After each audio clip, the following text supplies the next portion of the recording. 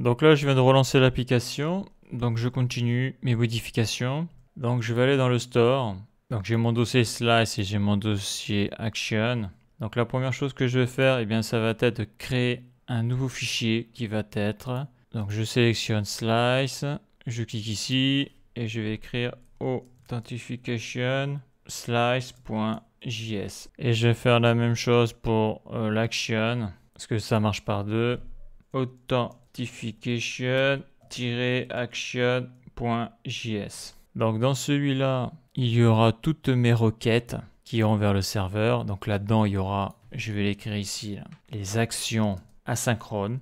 Donc avec Redux, on peut entendre le terme de talk qui est intégré dans Redux Toolkit, ce qui n'était pas le cas avant. Et donc dans Authentification Slice, eh bien ici là on aura le slice, le create slice avec le name, initial state, le reducer et après tous les réduceurs. Donc il va falloir importer dans index.js ici là qui est dans le dossier store, il va falloir importer le réduceur, mais il va déjà falloir le créer. Donc je vais dans Authentification Slice. Donc déjà je peux importer le create slice. Donc tout ça on l'a vu dans des vidéos précédentes. Là je fais le rajout d'un slice pour gérer l'authentification, car on avait vu déjà dans des vidéos précédentes le slice pour gérer les commentaires sous les posts. Donc là je fais create slice from, et c'est bien sûr @redux.js-toolkit. Voilà. Donc on va avoir un initial state que je vais déclarer ici. Initial state.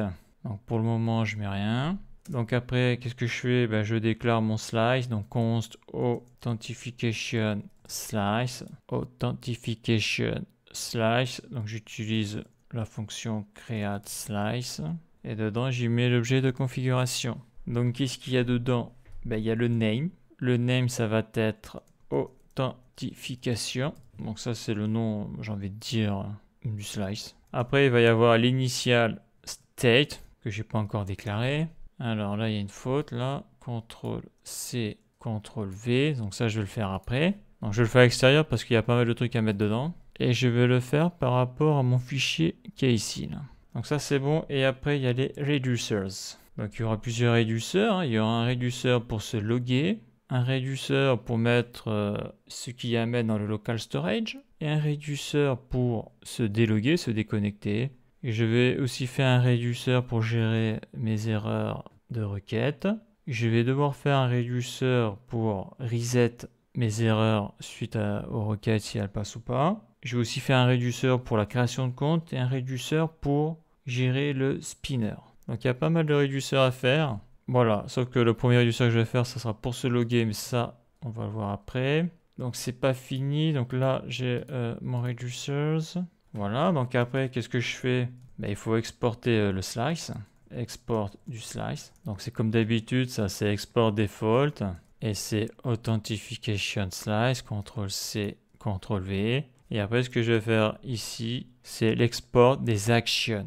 Export des actions. J'ai envie de dire réduceur. Parce que ce qui est bien avec Redux Toolkit, c'est que là, dans les réduceurs, le nom qu'il va y avoir ici, c'est aussi l'action. C'est le nom du réduceur, mais c'est aussi le nom de l'action. Ça évite de se prendre la tête avec les action types, etc. Comme ce que l'on faisait avec l'ancienne version de Redux, où il fallait à chaque fois écrire l'action type, le payload. Là, c'est tout intégré, c'est automatisé, c'est cool. Donc là, ce que je fais, c'est export const. Donc authentification, et je vais virer le slice et je vais appeler ça action. Ça on va en avoir besoin pour dispatch l'action. Et donc là-dedans, CTRL C, je récupère l'action. Donc tout ça on l'a vu dans la vidéo précédente. Ça c'est bon. Donc là, pour pouvoir utiliser là, mon slice là, avec tous ces réduceurs, il faut que je l'importe ici. Car là j'ai mis le premier réduceur qui est commentary slice reducer.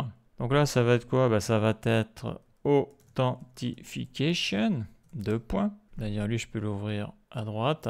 Voilà. Ça, je le ferme. Ça, je le ferme. Ça, je mets comme ça. Et là, je vais utiliser donc authentification slice.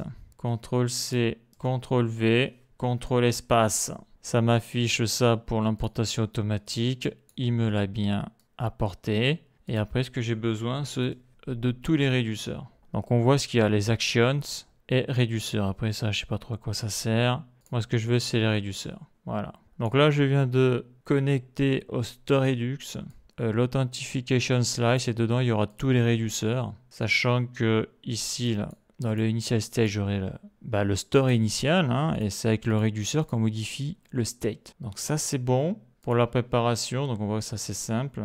Donc quel va être mon premier réducteur? Ben, moi, ce qui va m'intéresser, ça va être de me connecter. Donc je vais l'appeler post pour la requête post login.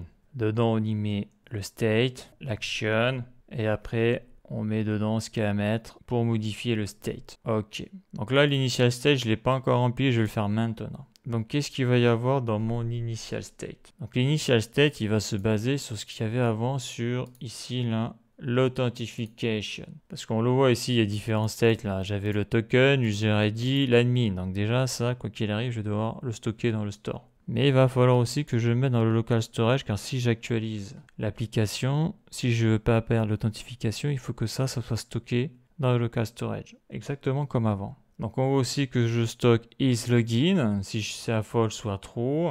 Plus d'autres petites choses, comme j'ai dit, je vais y stocker isLogin et si le compte a été créé ou pas. Donc ça bien sûr, ça s'est pas fait d'un coup. Hein. Là je le fais d'un coup. Pourquoi? Parce que j'ai déjà fait le programme. J'ai déjà fait pas mal de recherches, mais bon, je ne vais pas filmer mes recherches parce que ça prend un paquet d'heures. Donc là, on voit le résultat de mes recherches. C'est pour ça qu'on peut croire que c'est rapide à faire.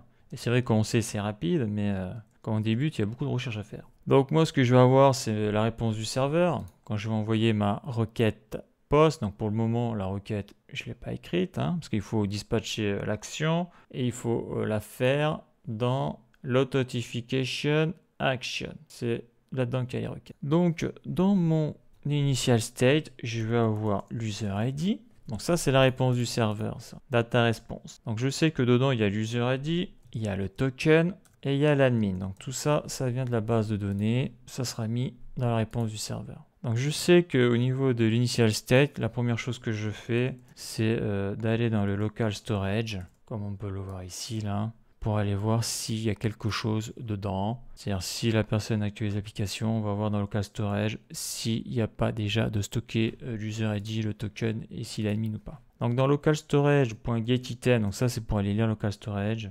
Moi ce que j'ai besoin d'aller lire c'est la key user ID, virgule. Après je vais avoir le token. Donc le token, j'ai déjà écrit, donc c'est local storage.getItem pour aller le lire. Et la clé, c'est son nom, c'est token, virgule. Et au niveau de l'admin, alors c'est vrai qu'on récupère une string. Moi, je l'ai converti en number. Est-ce que c'est utile? Ça dépend comment on voit les choses. Donc là, je vais le mettre comme ça. C'est-à-dire que je reçois une string, je la convertis en number.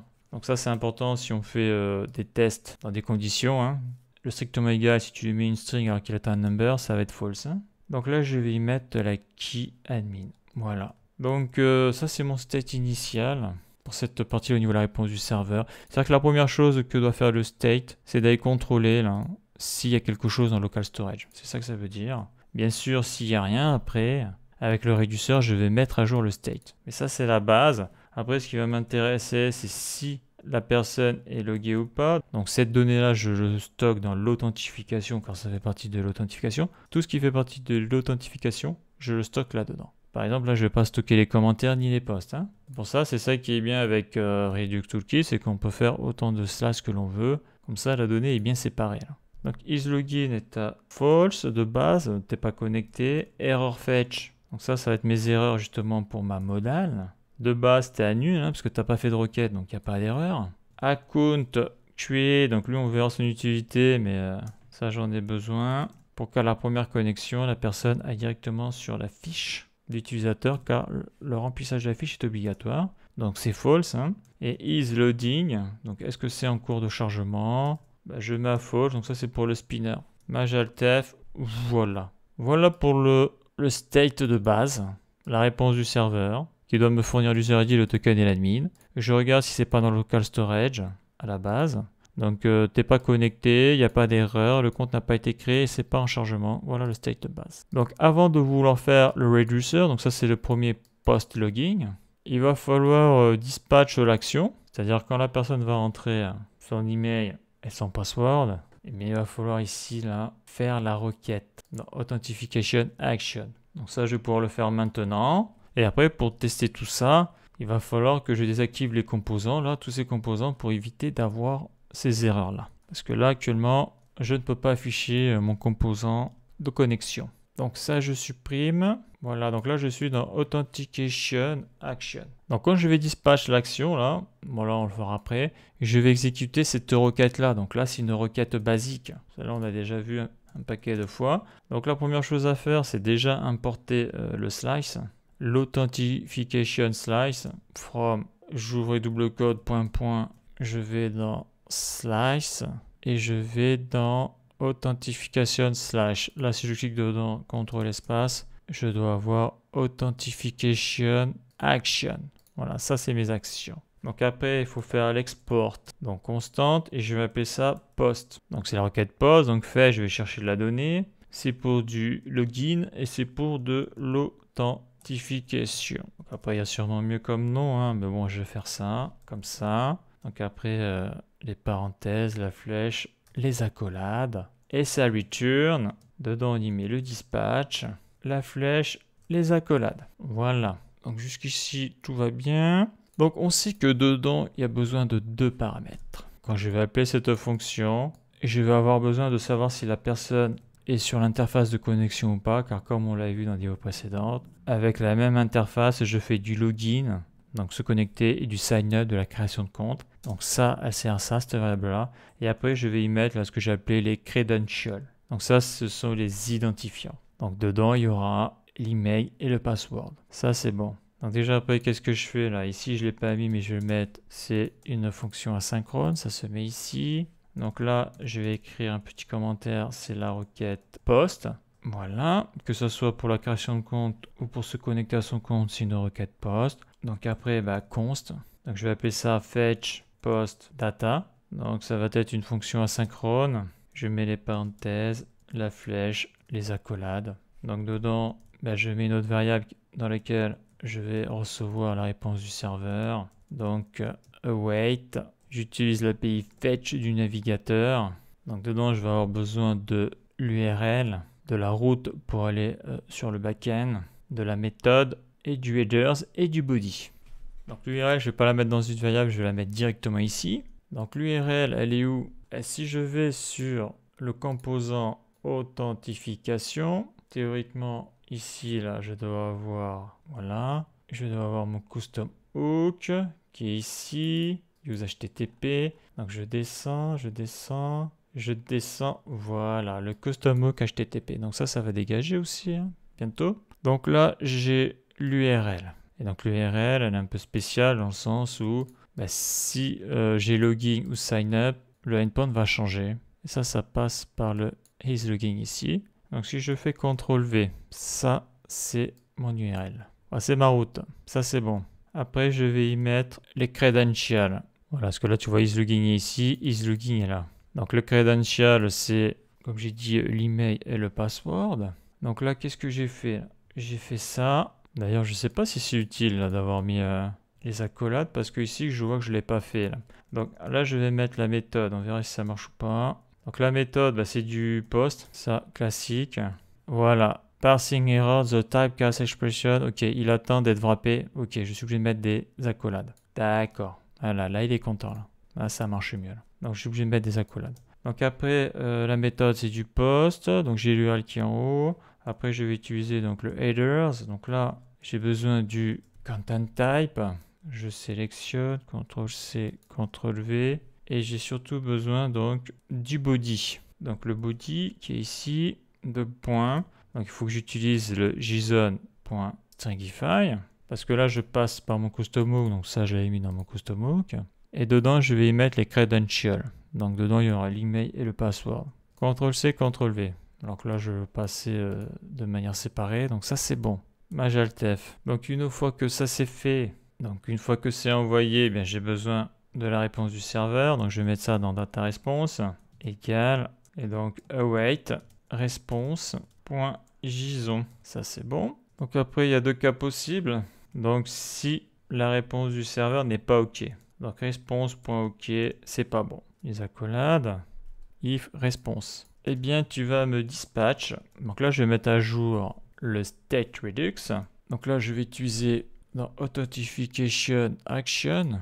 Donc là, si je reviens ici, là, et je vais afficher mon Reducers. Voilà, ça c'est bon. Donc si la réponse n'est pas OK, donc tu vas dans Authentication Action. Donc ça c'est bon. Tu vas sur Error Fetch. Donc ça c'est mon Reducer Error Fetch, je ne l'ai pas fait encore. Ça c'est pour récupérer l'erreur, je vais le faire. Donc je reviens donc sur les réduceurs. Donc là j'ai Post Login. Là j'ai Error Fetch. Donc j'y mets le state, j'y mets l'action.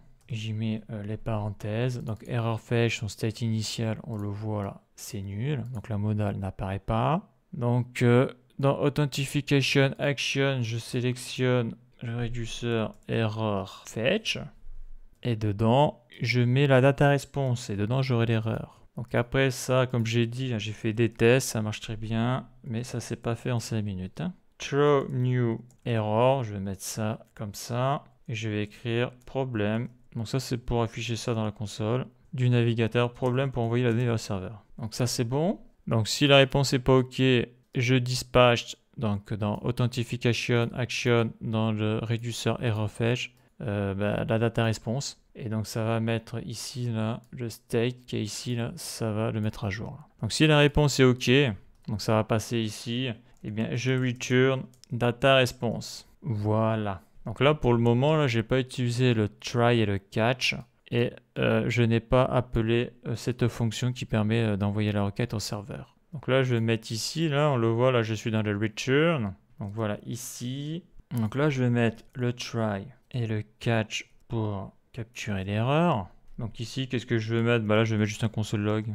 Et je vais écrire dans le catch. J'y suis jamais dans le catch, mais bon, je vais l'écrire quand même. Error fetch post data. Et tant que j'y suis, j'affiche l'erreur. Console log de error. Donc ça c'est bon. Donc là ce qui est intéressant c'est le try. Donc je crée une variable cons data. Donc await, j'exécute donc la fonction là pour envoyer la requête vers le serveur pour récupérer la donnée. Voilà. Donc une fois que ça a été résolu, la promesse a été résolue, une fois que j'ai récupéré la donnée, eh bien je vais mettre à jour le state qui est ici là. Parce que là je vais récupérer user ID, le token admin, donc il faut que je mette à jour là, dans data response, que je mette à jour ces trois clés là dans le state. Et ça, bien sûr, ça va passer par le réduceur qu'il y a ici. D'ailleurs, j'ai mis le réduceur, il est vide, je vais le faire après là.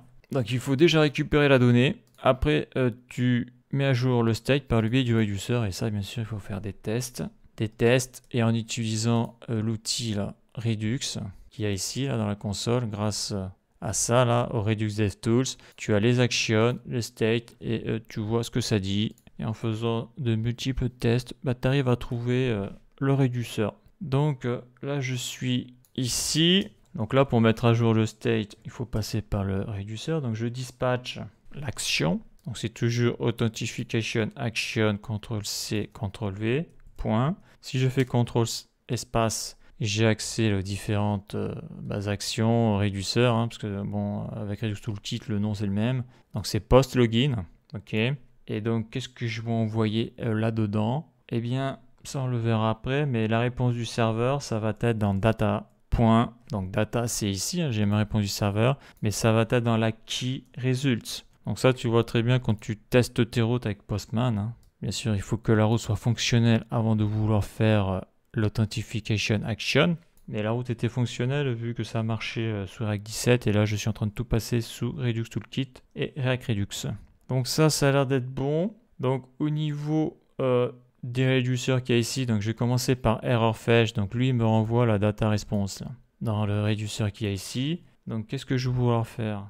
Eh bien, je vais vouloir modifier le state. Donc là, ici, là, le state, on peut le modifier en direct parce que ça, là, le state ici, c'est pas un state, c'est un proxy. Donc c'est grâce à Immer, et c'est Immer qui gère tout ce qui est shallow copy. Donc j'avais dit shadow copy dans les vidéos précédentes, mais les copies superficielles en anglais, c'est shallow copy. Donc là, on peut croire que je modifie le state en direct, mais non, je passe par un proxy, et c'est Immer, la bibliothèque Immer qui fait son truc. Et c'est vrai que ça facilite grandement le travail. Même si des fois on peut avoir des erreurs qui meurent, mais bon, à force de chercher, on trouve. C'est-à-dire on arrive à résoudre le problème. Donc là, je fais state. Donc je vais modifier la key, le state error fetch qui est ici là. Donc je modifie ça en direct grâce à Immer. Et dedans, qu'est-ce que j'y mets? Eh ben, j'y mets ce qui vient d'ici. Donc par le biais de l'action, c'est-à-dire je vais recevoir ici à chaque fois l'action. Et dans l'action, j'ai le payload. Donc le state, c'est pour modifier le state qu'il y a ici, quoi, les différents states, j'ai accès à tous ces states-là. Et l'action, c'est ce que je dispatch. Je dispatch action, la donnée vient ici, dans le payload. Donc c'est action.payload. J'avais parlé déjà dans la vidéo précédente sur Redux Toolkit. Voilà. Donc là, grâce à ça, bon, après il faut que je teste, bien sûr. Grâce à ça, donc si la réponse du serveur n'est pas OK, je dispatch dans la authentification action, donc c'est-à-dire authentification slash.action.